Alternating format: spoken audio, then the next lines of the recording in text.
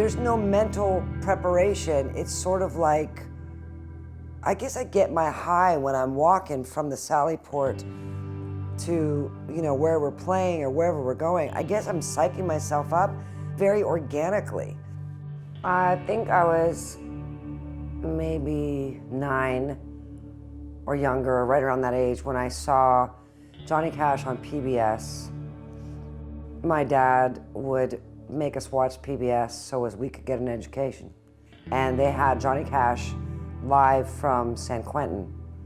And I have never been more enthralled in my life. It was like the first time another little girl would see a Barbie. And I went, I'm doing that. I don't know how I'm gonna do it, but I'm gonna do that. I remember that I lived in Portland, Oregon, and I came down and we did a couple of little shows in LA, you and I together. Right. And that's when you said, hey, look, remember when I told you this thing about the prisons? And I could see it clearly. I understood exactly why. I wasn't like, whoa, dude, that's gonna be crazy. When you walk in and there are people in there that are, by normal standards, fucking scary as shit. Mm-hmm. And a lot of them. Mm-hmm. And it was hot, and there was a flatbed truck. And what do I do? Do I just sort of show up? I remember we were standing behind a yellow piece of tape. Me, right. You, and James, and a yellow piece of tape. Right. I think it was gonna do anything. And I said, get rid of all tape. I don't want anything between us, because that's actually what I think would show I'm scared. When you were on your way up there, what were you thinking about playing a prison? Just excited for the new adventure. A little nervous, of course, but I've played a lot of gigs in my life. I've been very fortunate. I've played a lot of places, but I've never had the opportunity to do something so incredibly different. And that's why I always say thank you, because it's a unique experience. Not a lot of people get to see up close and personal, and it is moving on a lot of levels. Yeah. It really does alter you, and all the good, bad aspects of that. You really get to see, humanity in a different way. People will ask me all the time, why are you doing this? Right. Why do you do it? You're playing for prison, you're playing for murderers, yeah. You're playing for da-da-da-da. They don't understand that there are people in this world that have done heinous things, but they don't understand that criminal probably doesn't have a mother or a father that taught them as a baby what love or trust. What they learned was that fear rules. As a whole, the inmate population is painted as villains. I made bad decisions, but my past doesn't define who I am, and my past doesn't define where I want to go in life. It's people like you that literally affect that change in our lives. You enable us in a way. And while there's personal accountability is up to a point, we need community support. And I wanted to say thank you from the bottom of my heart to you guys for the ones that aren't here to see us and participate with us.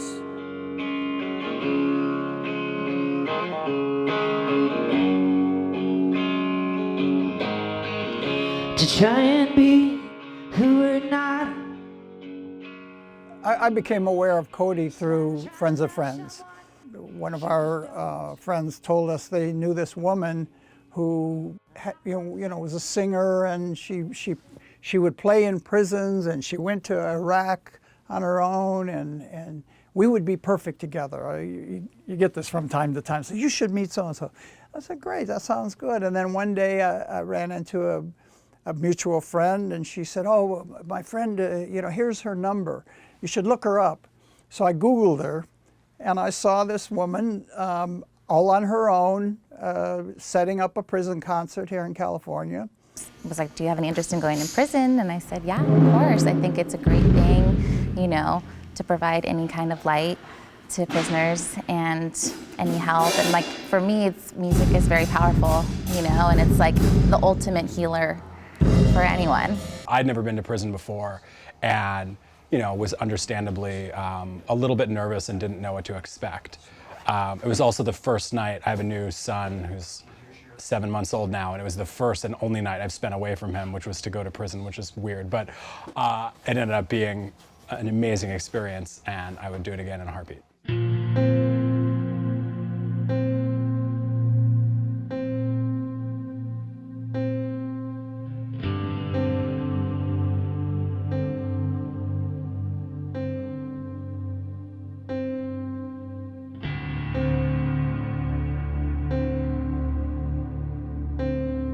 When I was in prison, there were 300,000 people imprisoned in America.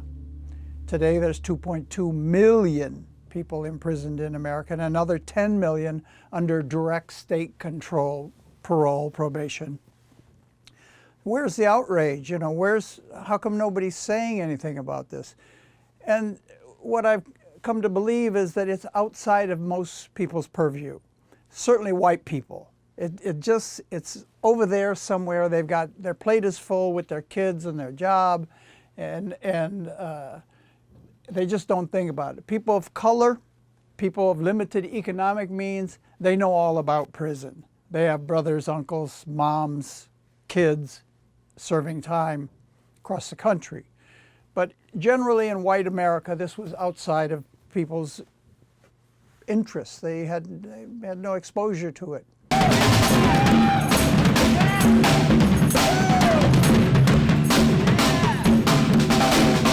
My name's Ian Wilson. I'm an inmate at VSP here. I've been incarcerated for about 11 years.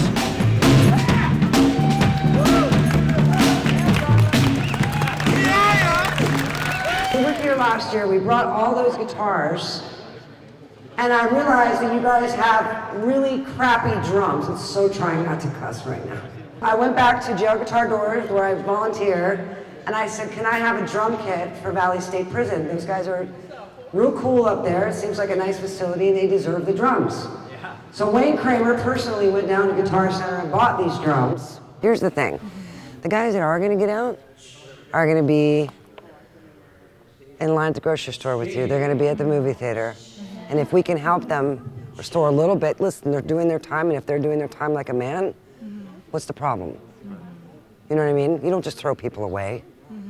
So that's what the program is about. And the guitars, Wayne Kramer, the founder, always says the guitars are not gifts, they're a challenge to make life better. And if you accept the guitar, then you accept the challenge. I just wanted to hear the guitars started off with these talented gentlemen. That's all I wanted, Cody.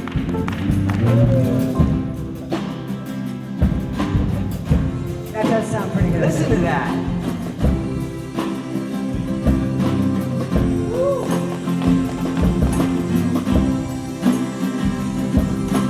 Cody, please. Soccer today at the reception. A glass of wine was in her hands. I knew she was gonna meet her connection.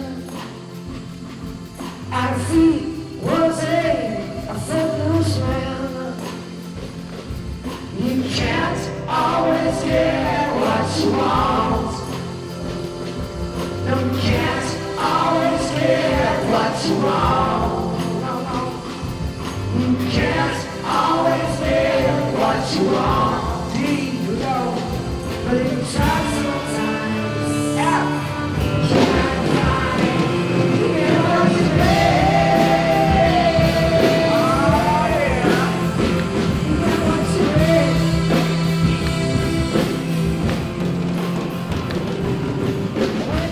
We're very passionate and proactive about giving back. For us, giving back is a way we make amends for our victims, you know, because of our criminal histories. Some of us are murderers, some of us are thieves. We've created a lot of pain. We've hurt our families, we've hurt the community. Most importantly, we've hurt our victims.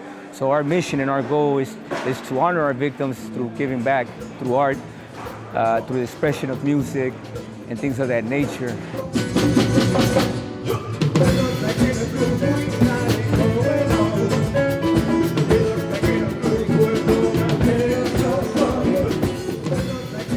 So somehow, you know, I really believe in this art thing, because throughout my time being incarcerated, going on 17 years, I come to realize that I don't even feel that I'm incarcerated when I'm in the drawing, because I lose time, or I lose the concept of time. And helping these other people to get better themselves with the art, you know, it's really therapeutic, because it helps them to deal with the incarceration and with their self-esteem as well. When you do creative stuff, you feel better about yourself. This is my friend Eric. I met him a few years ago up at Valley State Prison. When I went back this last show, when I asked where he was, they told me he had gotten out. Eric was sentenced to a life sentence at the age of 14 years old and did 24 years in the California prison system. Due to the SB 260 law, which relooks at cases of people charged and convicted of crimes as an adult under the age of 18, he was let out. He has been paroled and he's trying to get his life back. We caught up with him at his house, we asked him a few questions, and it was really great to see him again. How are you? I'm doing good. Yeah? Yeah. Are you happy to be wearing these colors instead of blue? Of course. Yeah, I'm happy to see you dressed nicely and not wearing those colors. Yeah.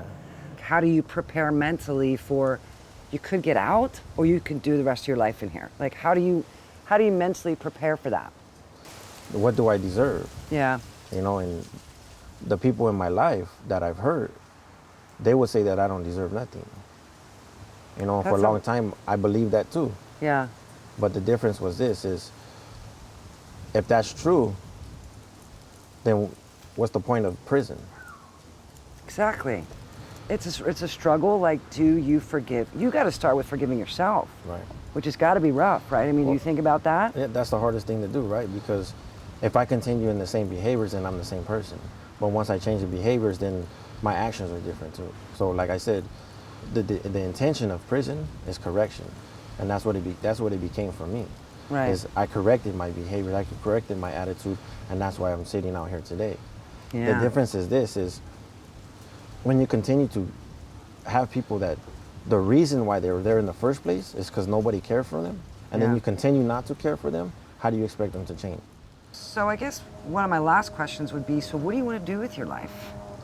Can you believe I'm asking you that? Well, 6 months into it, I'm finding that, you know, the road is going to be the road. You know, for a long time, everybody told me, hey, when you get out, the road's going to be different. And I walked out of prison and I expected the road to be different, but what I found is the road is the same.